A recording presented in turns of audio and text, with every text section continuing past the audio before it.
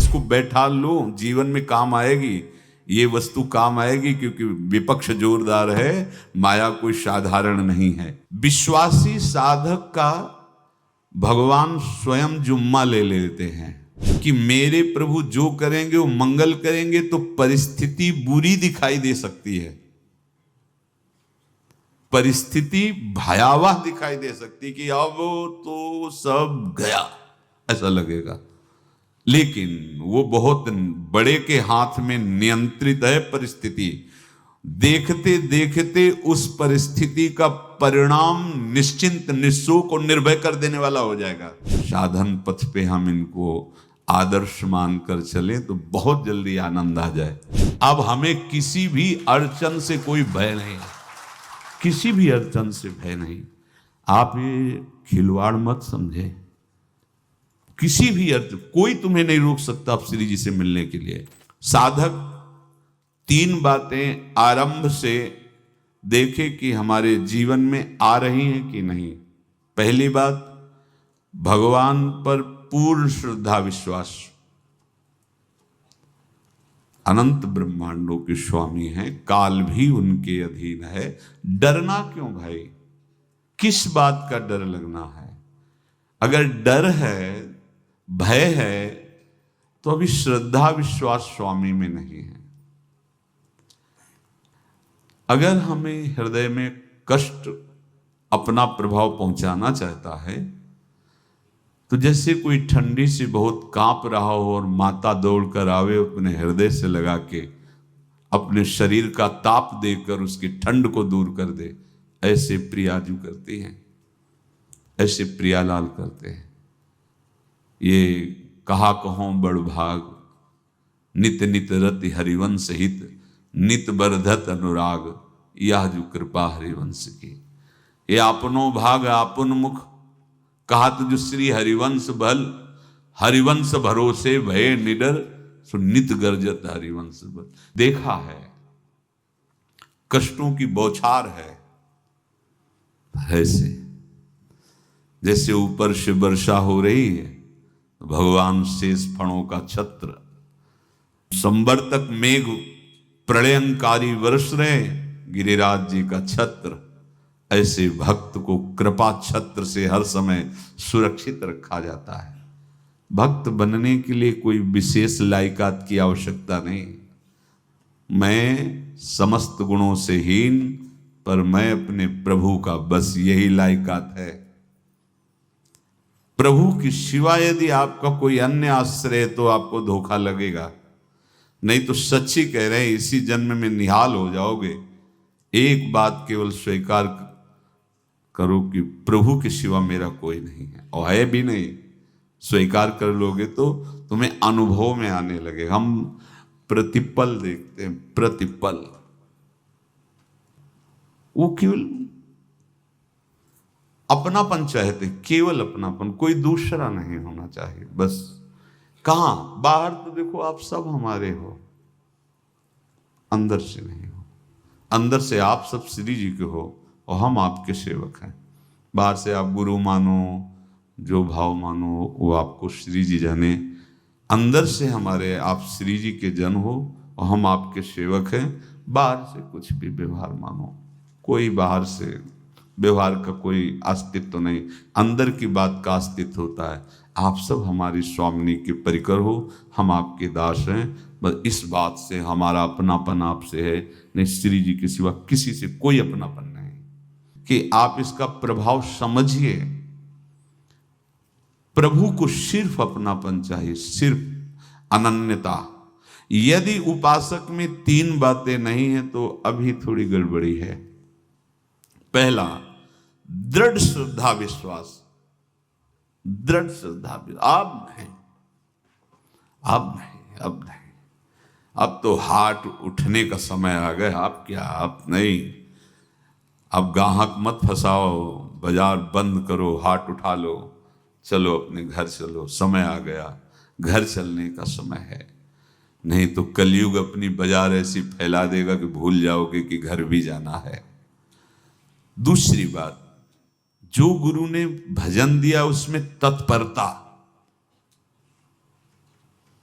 सच्ची मानिए।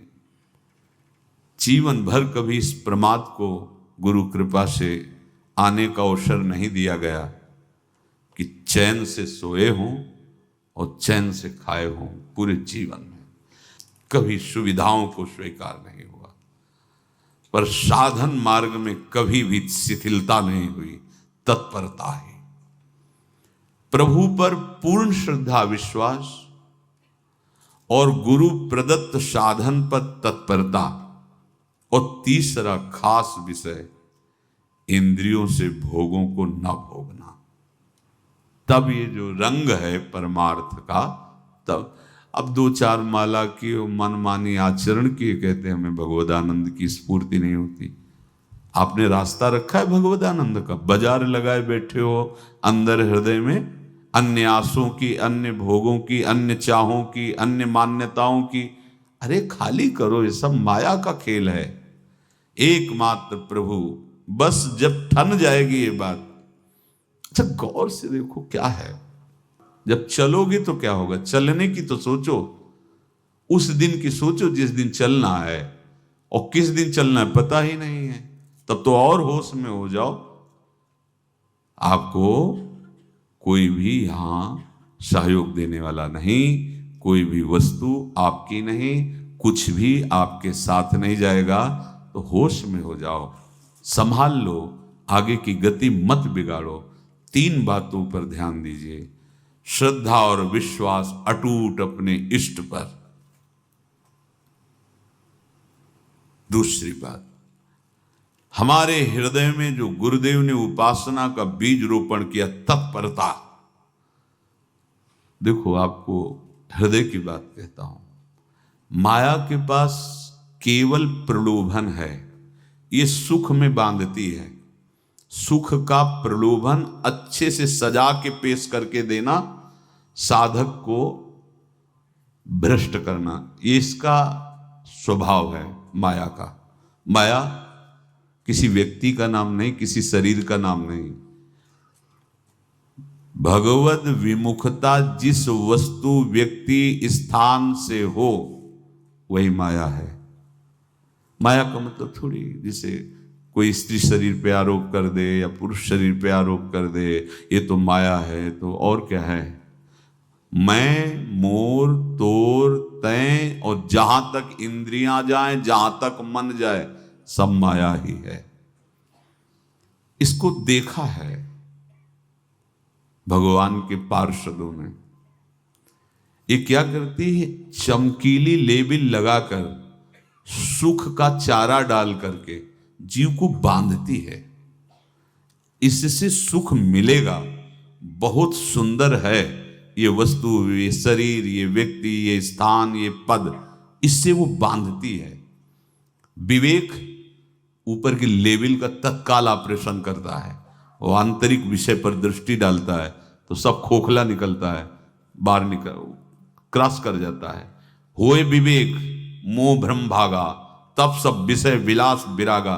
अज्ञानी उसी आकर्षण सुख में बंध जाता है, और सुख तो था नहीं, बंधन इतनी जोर का हो गया, अब मुक्त हो सकता नहीं, तो उसके हृदय में लगता है इसके बिना जी नहीं सकते, इस नशा के बिना, वस्तु के बिना, व्यक्ति के बिना।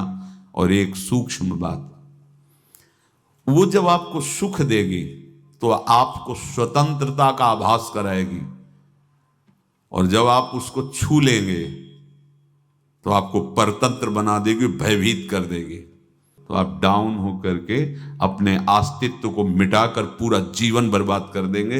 इन शब्दों को लिख लो, अपने हृदय में लिख लो। माया सुख में बांधती है नहीं उसके पास सुख।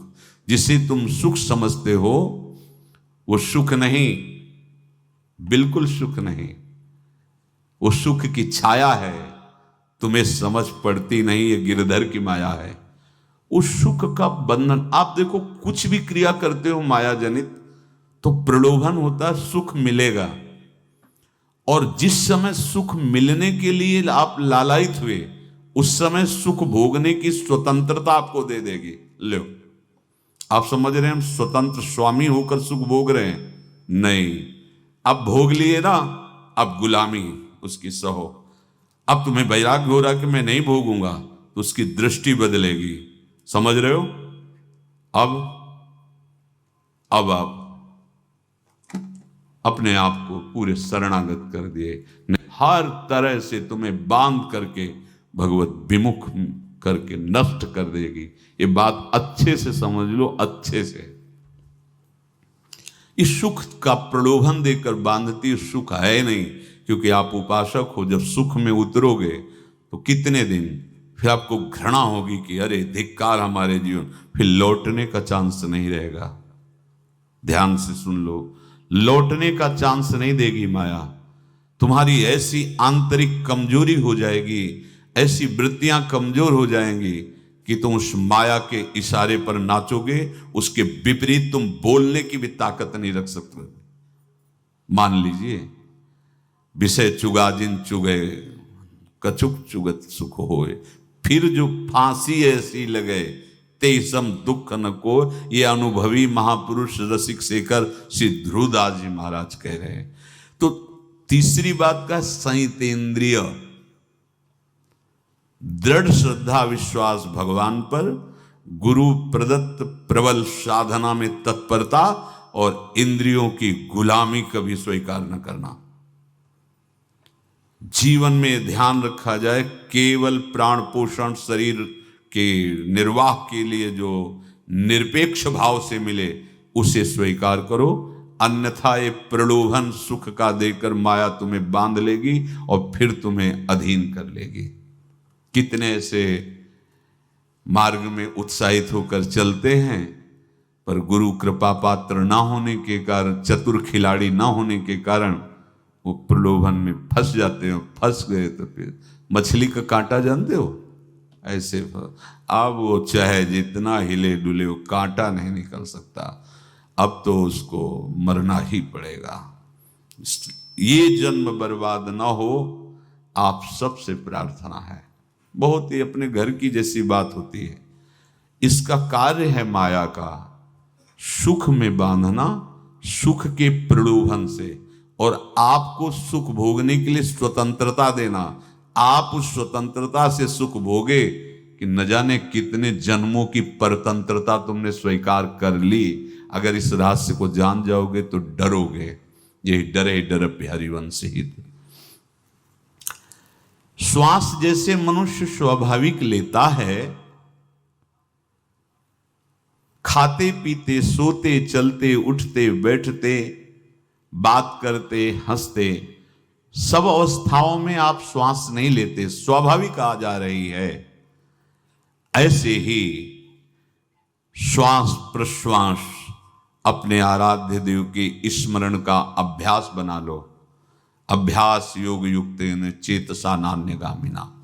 और जैसे तनिक भी श्वास रुकी तो घबराहट, बेचैनी, परेशानी आ जाती है, ऐसे ही श्वास प्रश्वास यदि नाम से खाली जाने लगे तो घबराहट, परेशानी, जलन पैदा होनी चाहिए। तब आप उपासक माने जाएंगे। क्या ऐसा हो रहा है?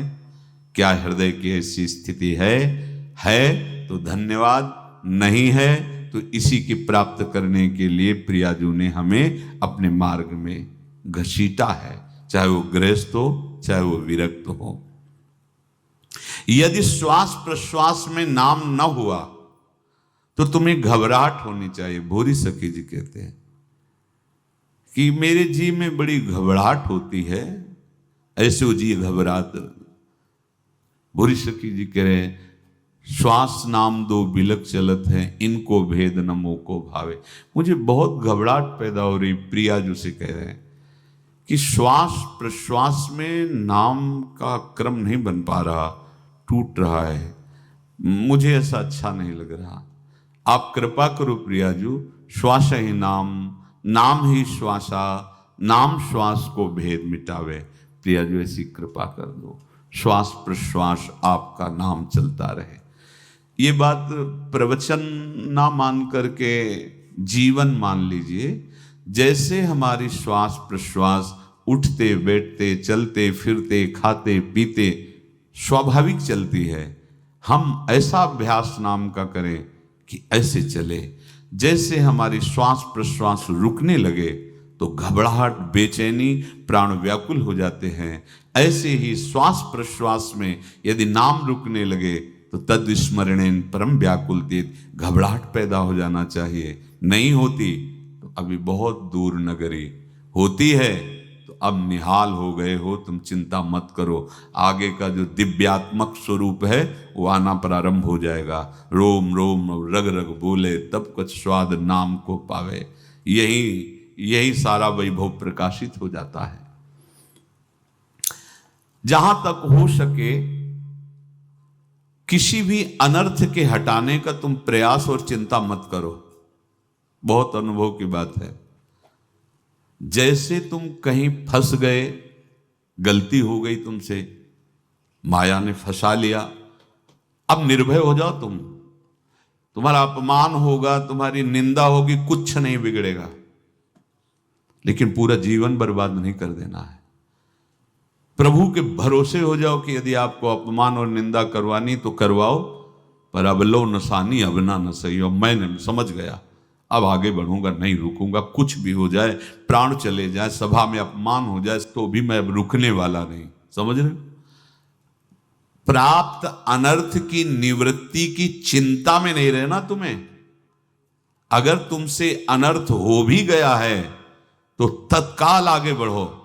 तुम्हारा इष्ट वो तो जान रहा है ना, तो पकड़ो उसी को। आप जान रहे थे मैं फिसल रहा था, आपने नहीं रोका ना, चलो अब आपके ऊपर है। आप चाहे अपमान करवाओ, चाहे निंदा करवाओ, चाहे आप हमारा ये शरीर छुड़वा दो, अब मैं आपको छोड़ने वाला नहीं। बिल्कुल ये बात पकड़ लेना। ये जीवन में कई बार ऐसे अवसर आते हैं जहां हमारी भक्ति को बाधित करने के लिए माया ऐसे कांटे फैला देती है और हम असमर्थ हो जाते हैं, हम दब जाते हैं। कुछ गड़बड़ नहीं होगा, मृत्यु से ज्यादा कुछ गड़बड़ होने वाला नहीं। जो गड़बड़ हो गया अब दोबारा होगा नहीं, और उसमें हम दबेंगे नहीं, हम उसे क्रॉस करके आगे बढ़ेंगे भगवत मार्ग। कुछ नहीं होगा, विश्वास करना। वो ऐसे फूल जैसा निकाल के तुम्हें अलग कर देंगे। विश्वास रखना, विश्वास रखना। इस बात पर हम जोर दे के कह रहे हैं, नहीं फंस जाओगे, फंस जाओगे। कभी इष्ट गुरु से छुपाओ मत करना कि अगर ये जान गए तो। नहीं, जानो, तुम जानो।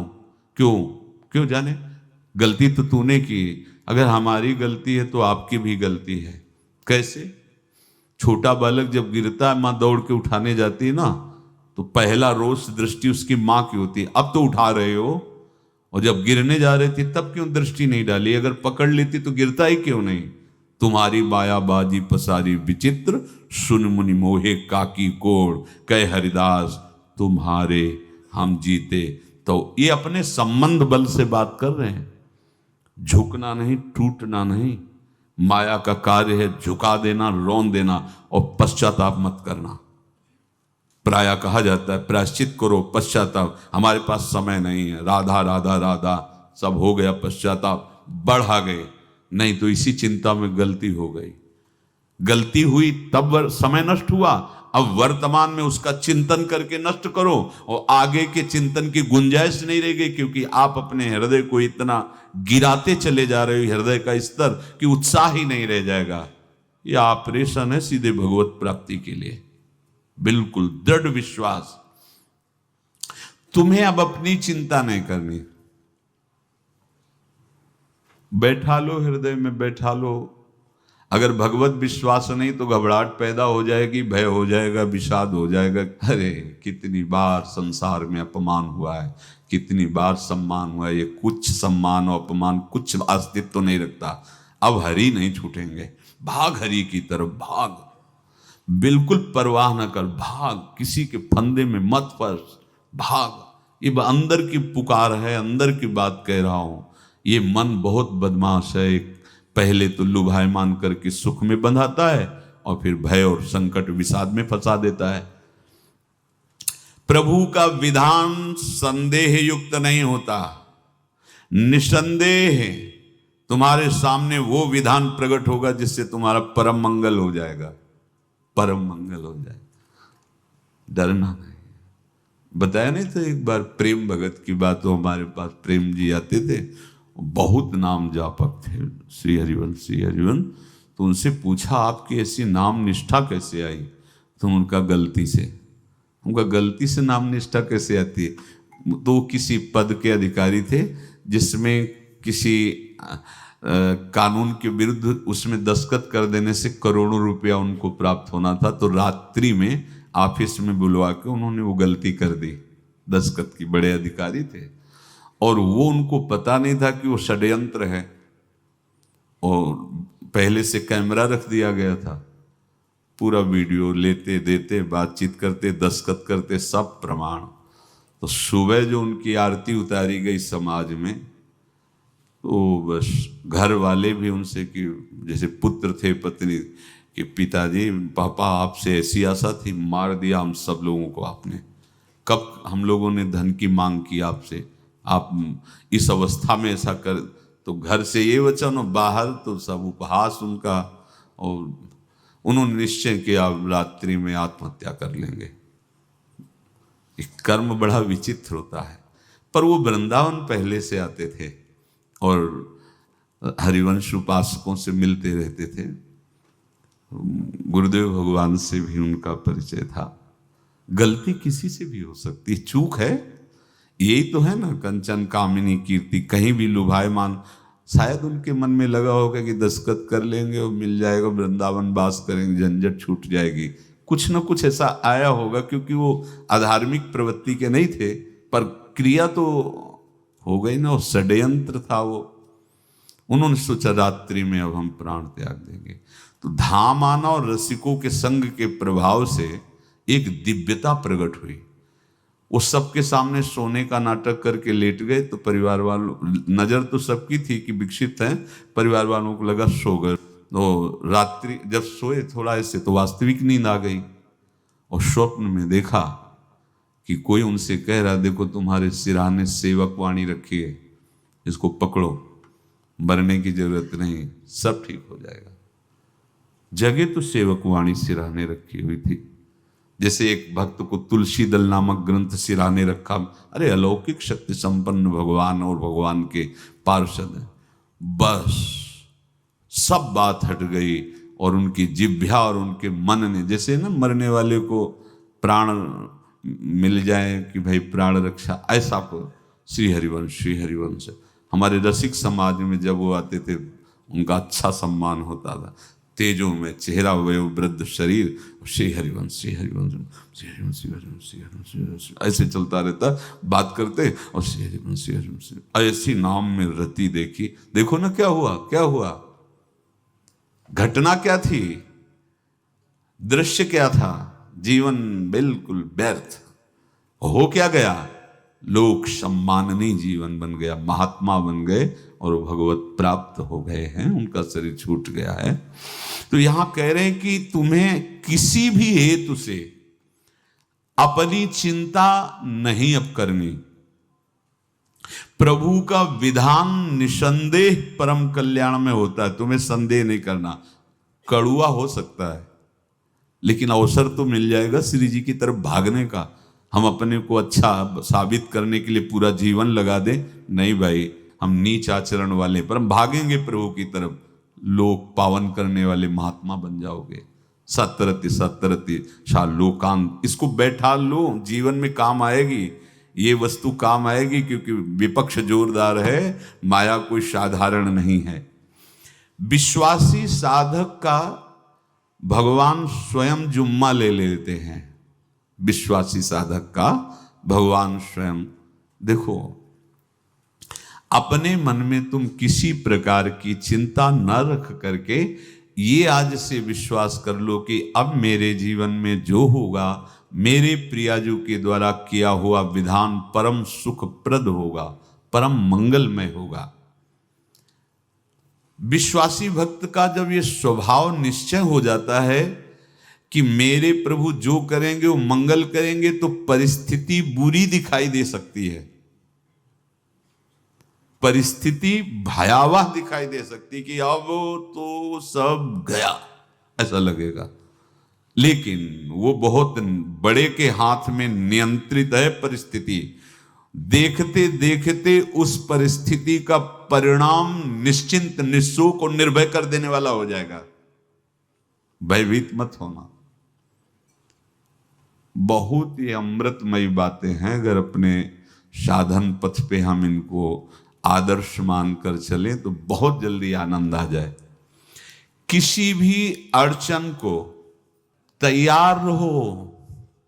ये काल क्षेत्र है, मृत्यु क्षेत्र है।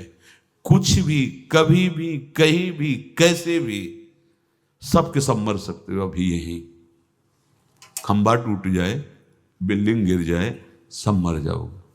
कहाँ जाओगे? जहां ऐसे सुन रहे हो ना, ऐसे निकुंज में चलेंगे। अब हमें किसी भी अड़चन से कोई भय नहीं है, किसी भी अड़चन से भय नहीं। आप ये खिलवाड़ मत समझे। किसी भी अर्थ कोई तुम्हें नहीं रोक सकता आप श्री जी से मिलने के लिए। ये आगंतुक भय एक स्वाभाविक होता है। जैसे पूज्य श्री मंगनानंद जी सरकार सेनपुर, बहुत उच्च कोटि के ब्रह्मलीन महापुरुष, तो एक चौकी पर ऐसे बैठे हुए थे और बहुत से ऐसे संतजन परमहंस सब बैठे हुए थे और ब्रह्म चिंतन के विषय में चर्चा चल रही थी। तो एक संत आगंतुक वृंद आए ऐसे गंगा किनारे। तो उस समय स्वामी जी कह रहे थे मंगनानंद जी कि एक होता है विचार भय, वो संतों में कभी नहीं होता है, और एक होता है तात्कालिक भय, वो सबको व्याप्त हो जाता है। तो उन्होंने कहा कि स्वामी जी वैसे हम आपका आदर करते, लेकिन इस बात पर हमारा मतलब मन नहीं बैठ पा रहा है कि जो ब्रह्म स्वरूप को जान गया उसको विचार भय तो होगा ही नहीं, लेकिन स्वाभाविक भय कैसा हो सकता है? तो सिद्ध पुरुष थे। उनका स्वामी जी बैठो, प्रसंग पूरा होने के बाद फिर आपका उत्तर हो जाएगा। ऐसे चौकी लगाई बैठे, और बैठे थे बट वृक्ष के नीचे। तो एक जैसे बाज है, गीद पक्षी है, उस समय तो वो संध्या का समय था, आके ऐसे जे ही बैठा तो खरबर खरबर वो डाल, तो महाराज चौकी के नीचे हो गए जो गंगा किनारे से आए थे ना। तो कहा स्वामी जी ये विचार भय है या स्वाभाविक भय है या आपको ब्रह्म चिंतन या ब्रह्म बोध नहीं?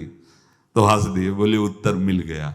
ये स्वाभाविक, जैसे अभी बंदर चीख दे तो सब घबरा जाओगे ना, विचार भय नहीं है ये आगंतुक स्वाभाविक भय। भय विचार भय कि अब जो है ऐसा होगा, ऐसा हो सकता है, नहीं नहीं, वही प्रसंग चल रहा है। भगवान प्रमाण देते चले जा रहे हैं। देखो, कोई भी भय, कोई भी अड़चन अब तुम्हारा अमंगल नहीं कर सकती, पक्का मान लीजिए।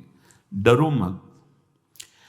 देखो, इसमें इसीलिए प्राणों की बाजी लगा के, अब हमारे प्राण नहीं हैं, हमारे प्राण प्राणनाथ को समर्पित हैं। मेरे प्राणनाथ श्री श्यामा, तो क्यों भय करें? तो हम ये सब कर किसके लिए रहे? श्यामा जी के पास पहुंचने के लिए। श्यामा जी के पास पहुंच गए, हमें श्यामा जी के पास जाना है। ये बिल्कुल छोटी मोटी बातें, अंदर ये जो सांसारिकता है इसका त्याग करो। आप इस बात को समझो। गुरु गोविंद सिंह, लाखों की समाज बैठी हुई थी। उन्होंने कहा कि अगर तुम आजादी चाहते हो तो तुम्हें अपने प्राण देने पड़ेंगे। हमें खड़ा हो कोई व्यक्ति जो अपने प्राण देना चाहता है, मैं उसे आजादी। आजादी दो प्रकार की, एक प्राकृतिक आजादी और एक दिव्य आजादी, दोनों देने में समर्थ थे गुरु गोविंद सिंह। हाँ, ये सिखों के आचार्य हैं, बहुत ही अध्यात्म बल और शारीरिक बल से भी पुष्ट।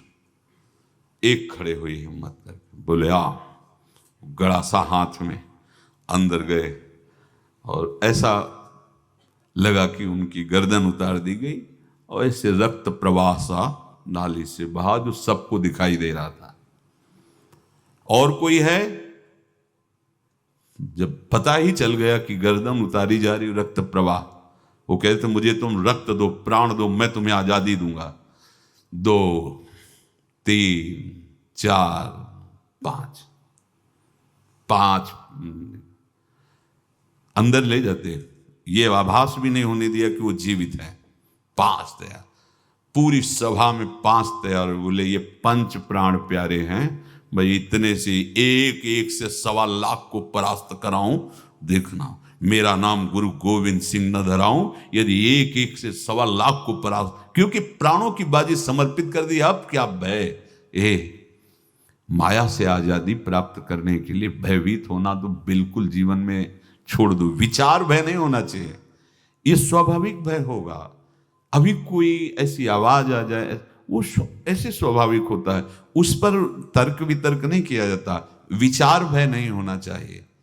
जानते हो, तुम्हारा जीवन, तुम्हारे प्राण, तुम्हारा शरीर हरि को समर्पित है और हरि के अधीन काल है, कुछ नहीं हो सकता, और जो कुछ होगा वो परम मंगल होगा। किसी भी अड़चन को भगवान के सौहार्द के सामने अड़चन मत मानना। हम अगर अड़चन को दूर करने का प्रयास करेंगे तो अड़चन हमें फंसा लेगी, अड़चन। और यदि भगवान पे विश्वास कर लिए तो वही अड़चन अर्चन बन जाएगी, उपासना बन जाएगी। मान लीजिए बात, मान लीजिए आप लोग तो गृहस्थ में देखा होगा, हमने देखा है, बच्चा गिरा, रोने लगा, माँ उठाने आई, छाती से लगाया, वो माँ के थप्पड़ मार रहा है। यद्यपि वो कुछ जानता नहीं, पर भाव जब उसके देखे, बलिहार है इस वात्सल्य की, बलिहार है, ये माँ को मार के कह रहा है, थप्पड़ मार के, अब तू छाती से लगा रही, जब गिरा और चोट लगी तब तू कहाँ थी, क्यों ले उठाया? ये अधिकार हरि, वो तो अल्पज्ञ माँ है, पर हम तो सर्वज्ञ हरि के वात्सल्य में डूबे हुए हैं। हमको तो भय बिल्कुल नहीं होना चाहिए। हाँ, जानबूझकर इसका दुरुपयोग मत करना। विश्राम की तरफ सत्संग जा रहा है, ध्यान से सुनो। कोई भी अड़चन, अब हमको प्रयास नहीं करना उसको दूर करने का, ये जिम्मेवारी हमारे प्रभु की है।